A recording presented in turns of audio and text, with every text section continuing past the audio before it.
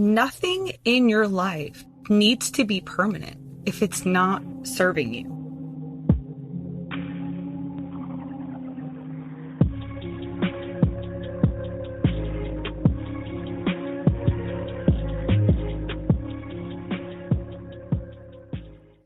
Hey everybody, welcome to Crime Over Cocktails. I'm Tiffany, your host, and today I'm with my guest, Hannah.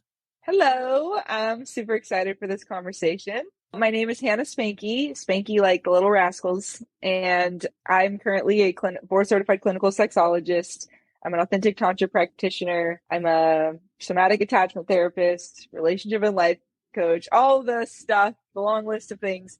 But essentially, like boiled down, I just really have a passion for helping people. Specifically now, I'm moving more towards working with women exclusively, but I have worked with men and women for the last handful of years, both, in just really creating authentic embodied happiness in themselves by healing, shifting, changing whatever needs to be dealt with on all levels, mind, body, spirit, and sex. So that's what I do.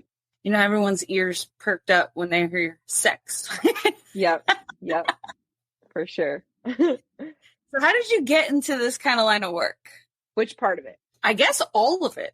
Yeah, so my background is a little bit taboo, probably a bit taboo for most people. I stepped into the sex industry. So I want to be clear. I had somebody this came across as not clear to somebody yesterday. They asked me, oh, how long, like, it seems like you've been doing what you do for a long time. I heard you on something. You said you started doing it when you were 16. So I just want to be extra clear. What I do now is not work in the sex industry.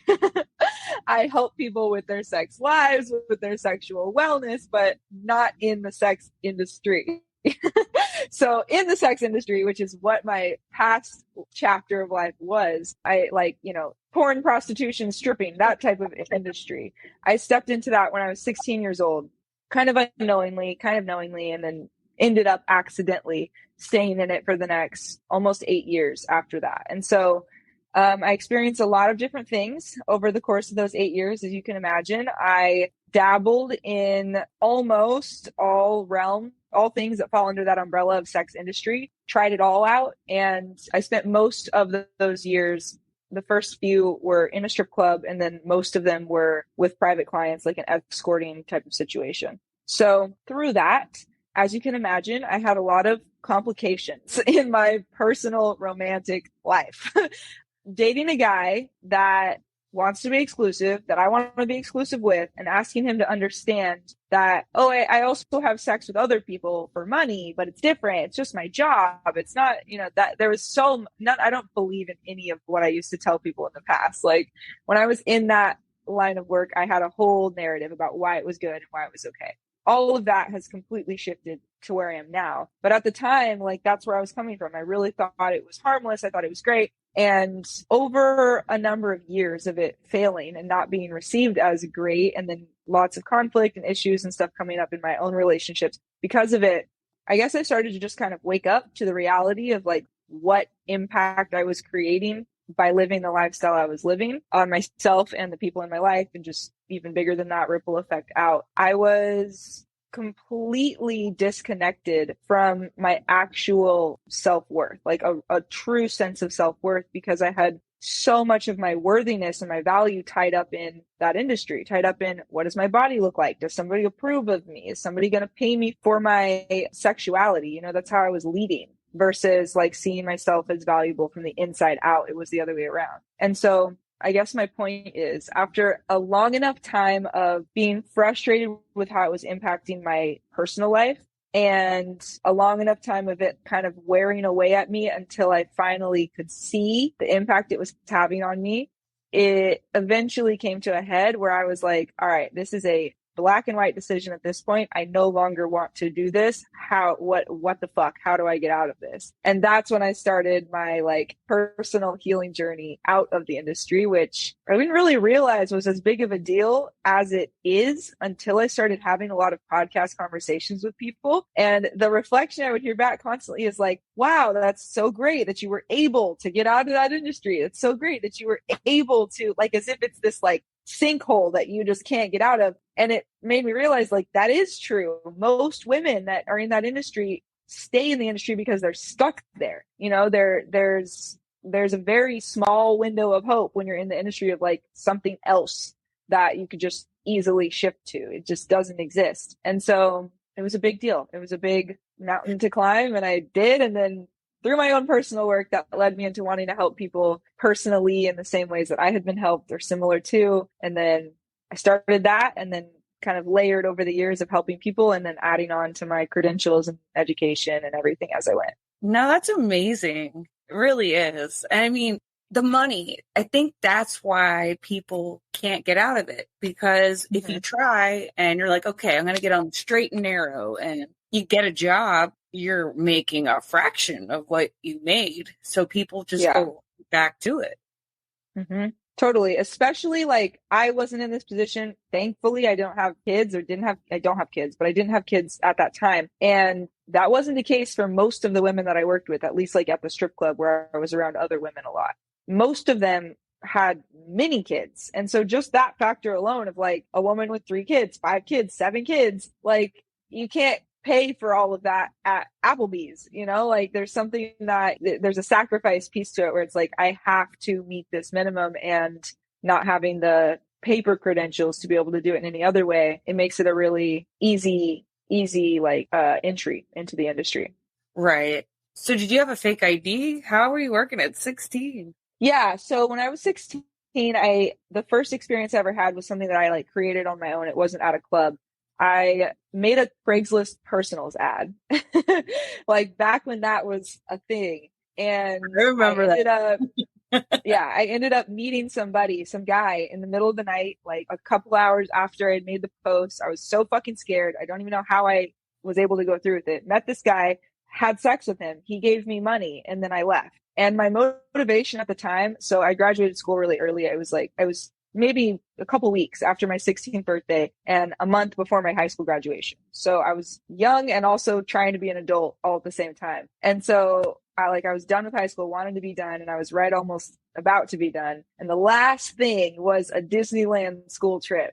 And so needing money for it and not knowing how else to get it, this sounded like a great idea at the time. So I did that, had the money, and then it was like this very split experience inside of me. Like on one hand, I was like, holy shit, did I just figure something out? Like I have cash in my hand that I didn't have 45 minutes ago. Like that's crazy. And I was like having nightmares at night, not able to fall asleep, waking up in cold sweats, like this PTSD sort of effect on my body that I had no like capacity or language to understand at the time. And so there was a negative effect that was like apparent or clear or obvious from the very beginning. But just because of all of the layers of healing and things that I needed to go through personally, I didn't see it that way. You know, I justified it because of the money. Like you said, I was able to make in a short amount of time doing XYZ. I wrote it off as easy, you know, and so took my money, went to Disneyland, did whatever. And then I didn't do anything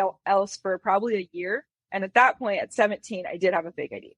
And so in California, at least, which is where this was, obviously strip clubs, even the nude, no alcohol strip clubs are 18 and over. So I wasn't 18. And house stripping companies like bachelor party type of things where you call them like order girls or whatever, those types of stripping companies are different from a club. They have way looser regulations. I think they're just not able to be monitored the same way. All they needed was an ID. They didn't require you to have a social security card. And I knew that. And so I sought that out, worked for one of those companies very briefly. And then as soon as I think I was actually 19, but once I turned 19, I started working at an actual club. I mean, I'm sure working in a club, you saw lots of drugs, lots of all kinds of crazy stuff. A lot of the girls, they need it to be able to do those things. Yeah, for sure. I used to be on a high horse about it because I never fucked around. Like I didn't drink at work. I didn't do drugs. I didn't do anything quote unquote bad, even though I was at a fucking strip club, you know? So like, I thought that I was like the best stripper there could be. Like I was really high and mighty about it, but I was working a day shift until 5 or 7 p.m., making the money I was going to make for the day, going home and then partying all night with my friends on like a Tuesday, you know? So I was still escaping almost daily in one way or another. I just wasn't doing it during working hours. But yeah, absolutely. I believe that it's a necessity at some point. If it's not the first experience you have, maybe the second, eventually give you a third round or more, you're going to want to dissociate in some way, you know? So whether it's drugs or alcohol or just like a mind body disconnect, your nervous system being all kinds of dysregulated, trying to unplug you from your experience. It's like so many things that we can reach for to try to numb ourselves out when we're in such a traumatic, but not wanting to see it that way or not even knowing that is that way experience, you know? Totally get that. Isn't it crazy how like now you can look back at it and be like, holy crap, like my body was giving me all kinds of signals, but you don't pick up on them. You don't want to really, you're out there living your best life and you're like, no. So I totally get that. So when you were ready to actually get out of the industry, did you seek out a sexologist? No, not at all. No, actually, sexology came later. Like I started when I first stepped out of the industry and was like, I'm going to make money this way. And it was not that way. Like I was going to make money a new way. I started a coaching business. Like I guess I was calling myself just like a relationship coach or a dating coach or something at the time. And I specifically was working with divorced men over 40 who realized that like their love life wasn't what they wanted it to be and they didn't have time on their side anymore to fuck it up again. And so they wanted to do something different, needed to learn, unlearn, whatever. They needed help. So that was who I worked with first in my business for almost, I think, the whole entire first year of my business, because that is who I intimately knew from my life in the sex industry of like, why were they not having the lives they wanted to have? Why were their relationships so fucked up? Why were they stepping out of their marriages? Why weren't they talking to their wives?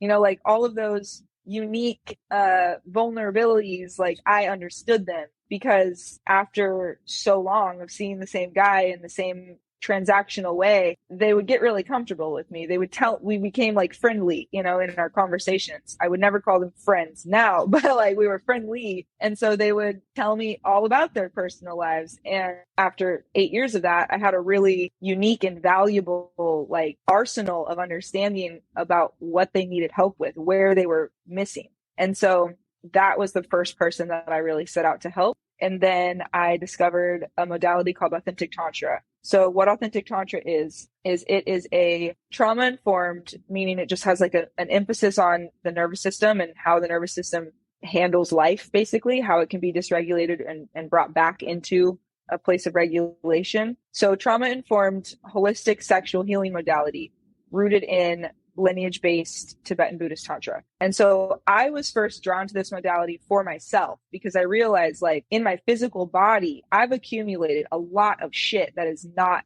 good, that is not helpful, that I don't want just energetically from like having sex with so many men, even just one man. If you're having sex with someone that you don't actually want to be having sex with, like that's a misalignment in your body, in your system. Like you're exchanging your energy and like the most intimate part of yourself with someone that you don't even like that's something that's gonna fuck you up in some way. It's gonna have an impression. And so I had a lot of those impressions, and I realized there was a lot of like womb healing and deeper stuff that I needed to really start investing in. And so I found authentic tantra.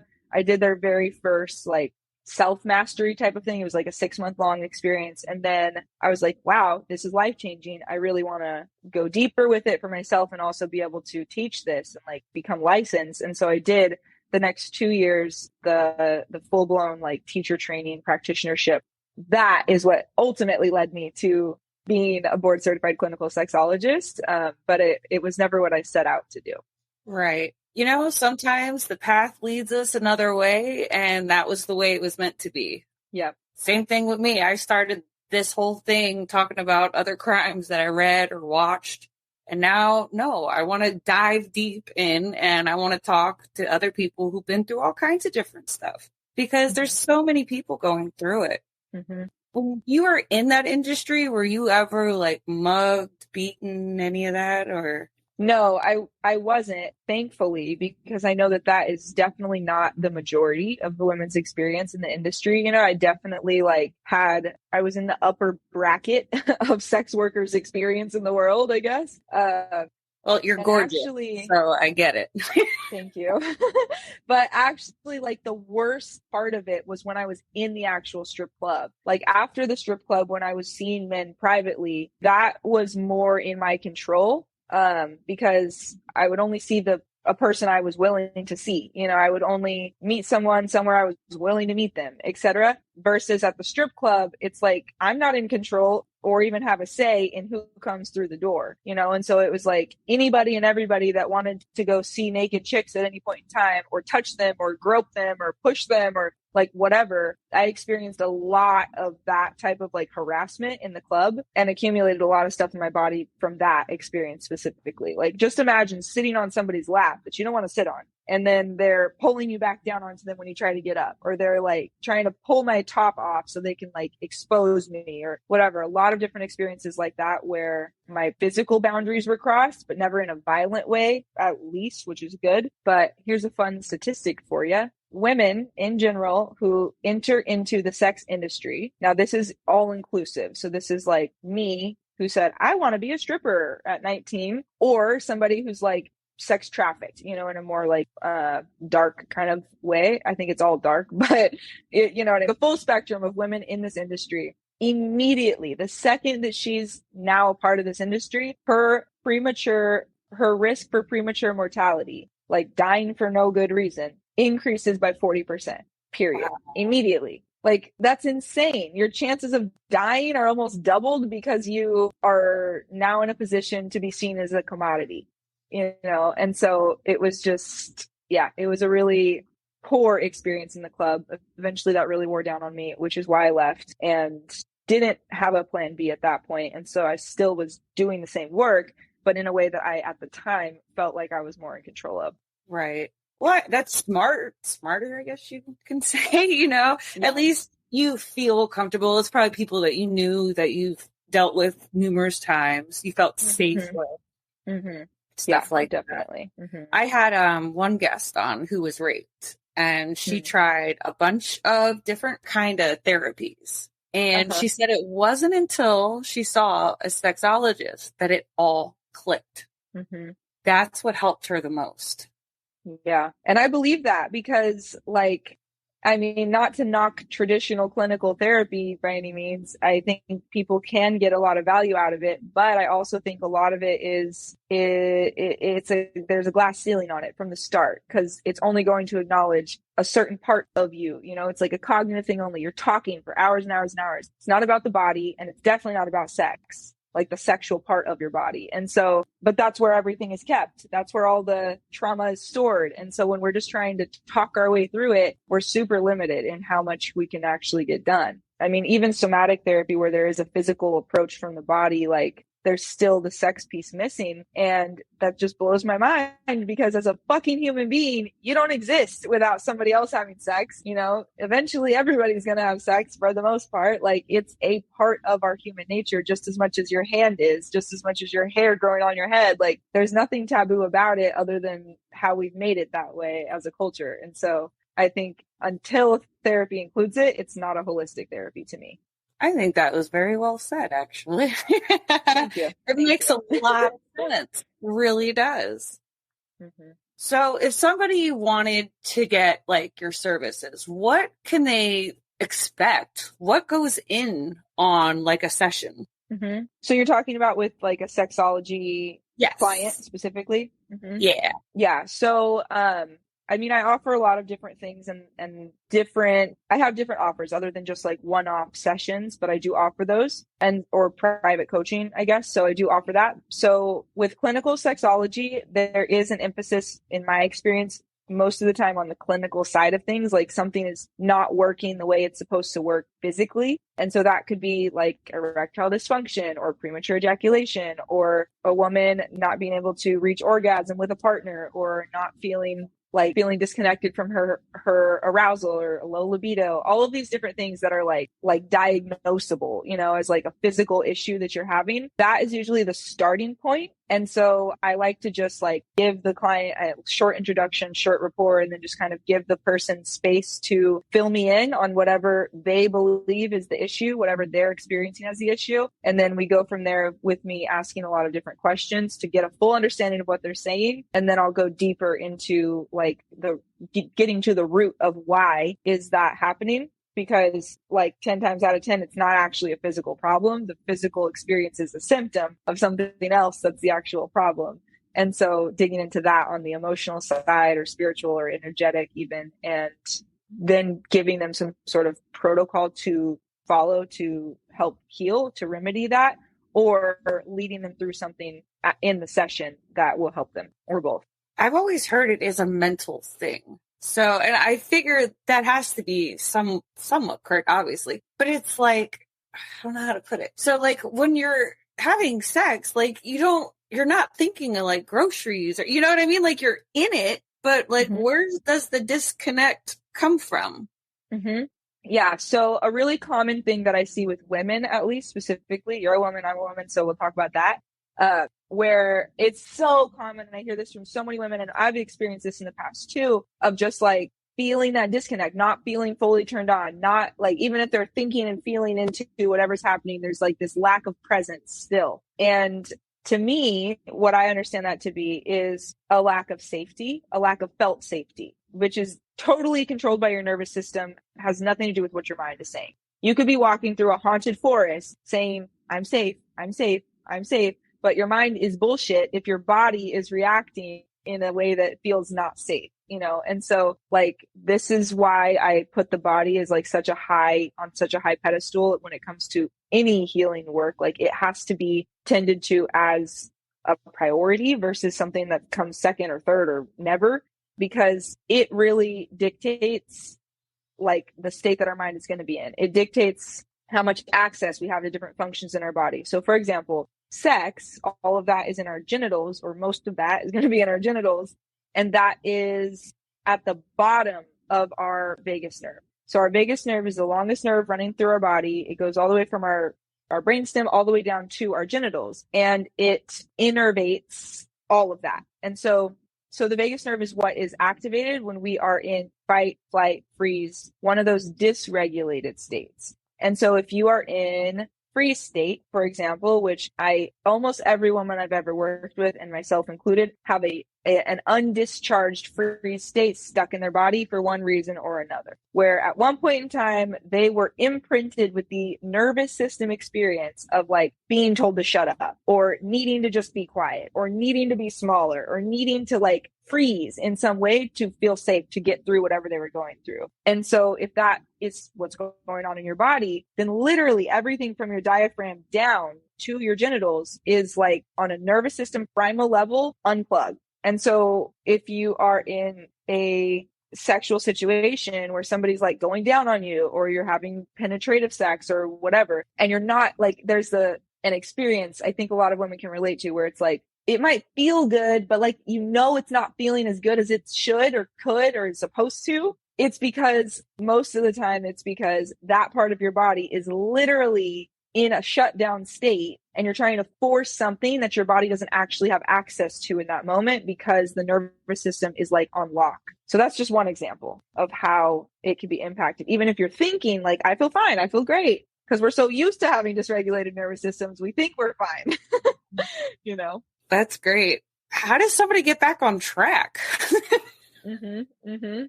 Nervous system regulation.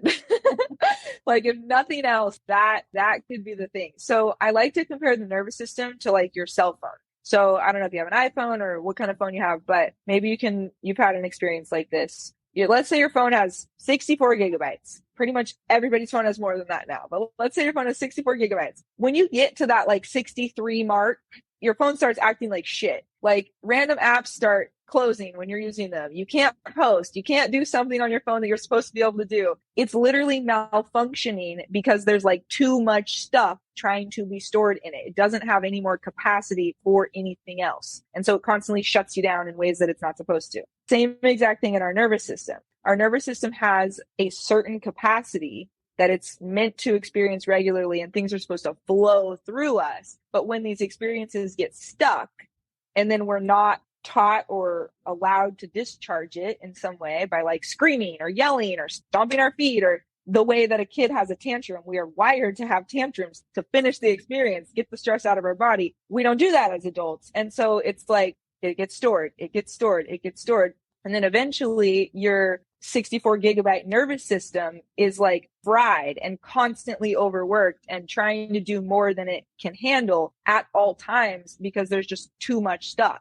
And so it's just like a cleaning out your phone process. Like nobody wants to do it, but you need to if you want your stuff to start working good again. And so it's like getting the things out of your nervous system, which can be done in a bunch of different ways, different types of breath work, different types of even different talk therapies that can like access emotional stuff that can be released. Physical release though has to happen. So like breath work, crying, screaming, giving yourself the space to have a tantrum, like getting the things out of your physical body, even if it doesn't make sense mentally, like you don't know why you're crying, you don't know why you feel rage, but letting it get out is what has to happen for there to be space for you to have safety in your nervous system. Because when there's no space, it's like you're constantly in a fight or flight or freeze, and you're like on edge under the surface at all times.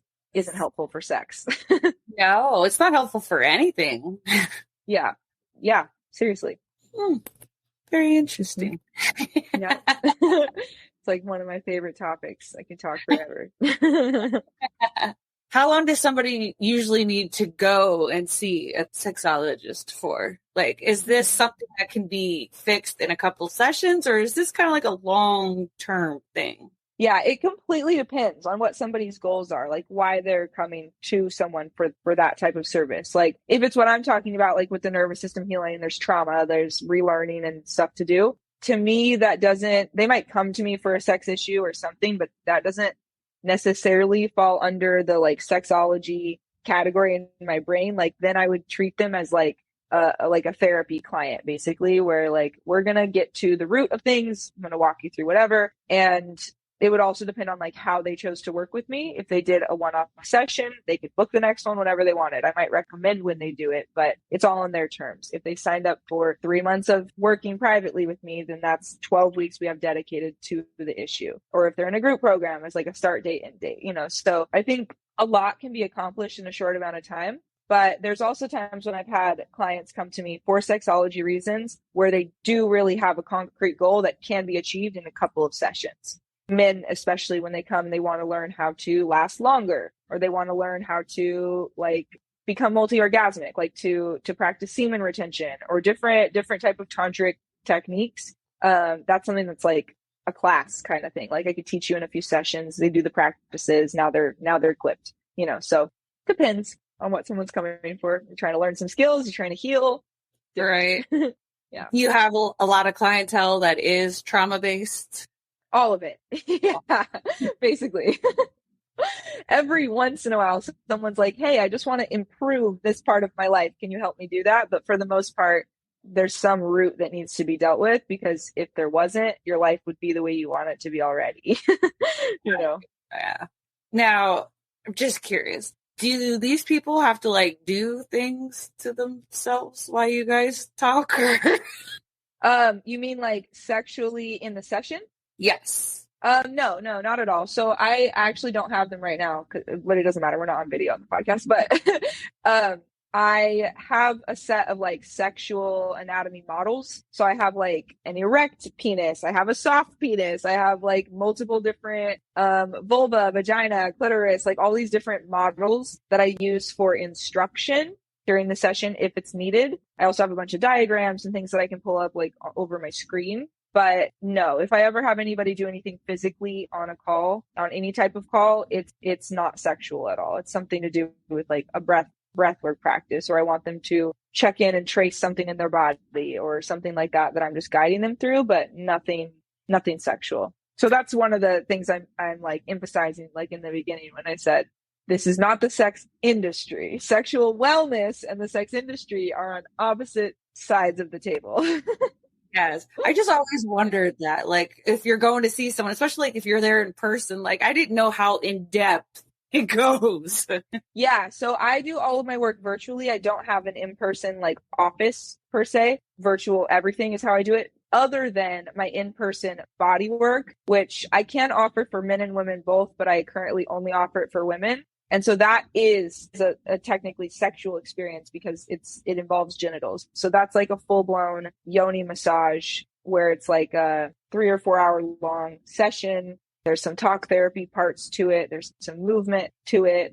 And then eventually there's the massage piece that starts with the whole body and then ends up being a yoni massage. So like genital massage with the purpose of releasing things, stuck traumas, stuck emotions, stuck whatever from the tissues and bringing more wellness to the person. What's the difference between a sexologist and like a sex guru? Well,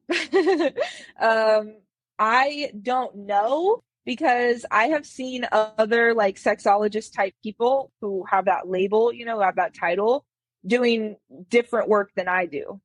People like, I think there's just different like corners of that whole niche where like I get so many emails for brand ambassadorships and like partnerships and stuff from people wanting to do stuff with sex toys, and I'm not interested. Like, I don't think sex toys are bad at all, but my interest in helping a person with a sex issue is never going to be to use something external unless like we go through all this everything, and then that's something that's like an addition maybe. But I'm interested in holistic healing, not promoting just a tiny piece of the sex industry, And so that's like my personal take, but I know there's plenty of other like sexologists, sex guru type of people who their whole angle is like, learn how to do anal better.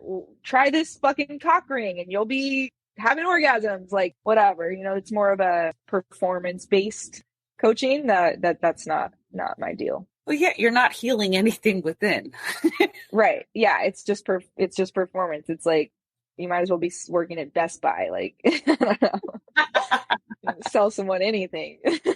How many different services do you have? So, I mean, the sexology piece is a title. I consider it like a title. It's one of my credentials. But as far as my actual services, what I offer is I have one-off sessions that people can book just for the hour. And I find that really helpful for people who have like a specific thing that they need help with, a specific issue that they're needing help navigating, but they're not looking for long-term support. So I do have that option for someone to just book a random session and then they can peace out, never talk to me again, or they can come back for more. And I have both of those happen. I have a women's group rolling program.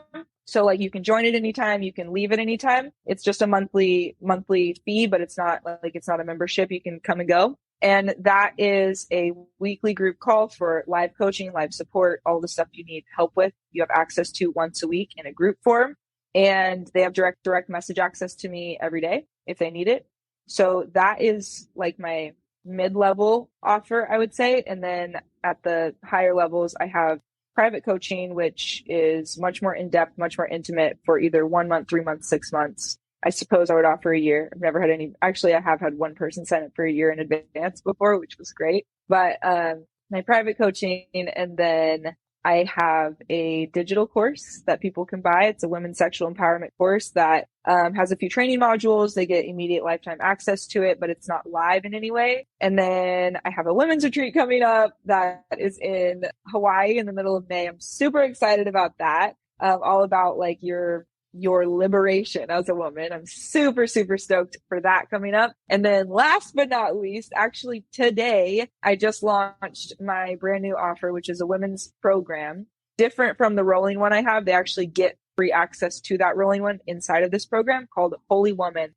And it's a supportive container to help women meet their wholeness, like heal, nurture, tend to, embody, embrace, and express all parts of you that aren't quite there yet, and so that's a 15-week experience. We're going to start the first round at the end of May, and today is the very first day that I announced it, actually. Well, congratulations. Thank you. Now, if somebody was like interested in a group setting, do they see everybody in the group, or is it just you who sees everybody in the group? How does that work? Yeah, so I do it over Zoom. So like, for example, with the women's group program, because that's the only group offer live right now. I just launched Holy Woman, but we don't start for a couple months. So for the women's group, it is over Zoom. It's just a group call. So like I'm on, everybody else is on, everybody can see each other. And I do it in sort of a round table style. So like everybody's muted when they come in, and then I'll like start with one person, check in. Do you need support? What do you need? What do you need help with? Anything that's coming up? And everybody else can benefit from whatever that person gets support with, and so on. So that's that. And then with Holy Woman, the structure of that program is going to be a little bit unique. So there will be 2 calls a month that are webinar style where like they can all see me, but I can't see them. It's just training. There will be a monthly call that's like a women's circle that's more connection oriented, not about training or learning. It's about connecting and expressing and healing and sharing and all of that. That will be for everybody to see everybody. And then there's going to be a couple weeks where everybody will just have private one-on-one sessions with me. And so that'll be one-on-one format. So it's kind of a mix of everything. Hey, everyone's got their own little thing that they like. So at least you got something made for everybody. Yes. Yeah. Oh, it's so exciting. A retreat in Hawaii. Yes, please. Yeah. Yeah. Come on down. I'm so excited. And that starts May 18th. Yeah. So there's 4 private rooms. So 4 ladies. And I can't wait to do it. Yeah, that should be amazing. And it's a beautiful place to do it. Yeah. And like literally the backyard basically of the retreat house that we're staying at is the volcanoes on the Big Island. And so it's like the Volcano National Park. So we'll be going there quite a bit. And it's everything that's going to be surrounding us. So we're really going to be immersed in that. That's great. How often do you do retreats? This is actually the first one that I'm hosting. So this will be the kickoff. And then I am guessing it'll either be twice a year or once a year, a women's retreat going forward, and possibly couples retreats also. Very cool. Look at you. Yeah. Branching out.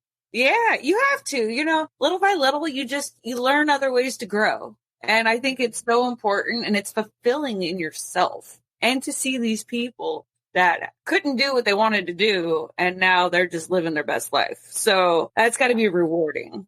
Yeah, for sure. And I know, like, personally, some of my most transformational and profound, like, life-changing things that I've gone through personally in the last 5 years or so since I started my own journey with this have been in person. They've been at retreat type settings, like trainings, whatever, where there's a physical component. And so I know the power of being in a group in person like that. It's just different than virtual. So it'll be extra special. Yeah. I like it. Yeah, I'm excited. If anyone was interested and wanted to get a hold of you, what is the best way? Yeah. So my home on the internet, I would say, is Instagram. So best way to find me is at Hannah Spanke on Instagram. I'm also there on TikTok at Hannah Spanke, Facebook at Hannah Spanke, as well as hannahspanke.com. My website's currently being redone so that everything is streamlined. You can find everything in one spot. But if you go to my Instagram, I have a link in my bio that usually is updated with all the different stuff that I'm offering at that moment. And I post daily free content pretty much every single day. So you can go park yourself there, follow, and then kind of get a taste of everything I'm doing as time goes on. And you can message me there, and that's where I stay connected. I love it. I'm going to come find you. Yeah. I'm excited. I'm excited to meet any new faces. Absolutely. That's what it's about. It's just about taking the knowledge you have and helping other people. Let's change the world for the better. Try. Yeah, we'll do our part. Yes. Is there anything else you wanted to share? I know we got a little late. I don't know. I guess the only thing, just kind of like final note, is just like, as I shared a little bit about my past and a little bit about what I'm doing now, and like they're somehow connected, but also wildly different and completely different as far as how it impacts me and my experience of life, And so just want to highlight and reiterate that nothing in your life needs to be permanent if it's not serving you. Nothing in your life needs to define you or what you do next if you don't want it to. And it doesn't unless you let it. And so just really like the reminder, you're here to create this life and make it whatever you want it to be. So to not be a victim of circumstance and just, remember that you have the power to create that life. Oh, I love that. It's true. It's so true. If you want to live in your own prison, that's fine. But, if not, you need to break free and start living again. Yeah, totally. Thank you for having me. No, thank you so much for coming on. I was so excited. Yeah, I'm excited to stay connected. If I see you on Instagram, we'll stay connected there. Oh, yeah, honey, I'm going to come find you. Awesome. Make sure to check out those links at the end of the show notes. You can also find my links there. That way it makes liking, following, subscribing, and leaving that 5-star review that much easier. All right, you guys, we'll talk crime another time. Bye.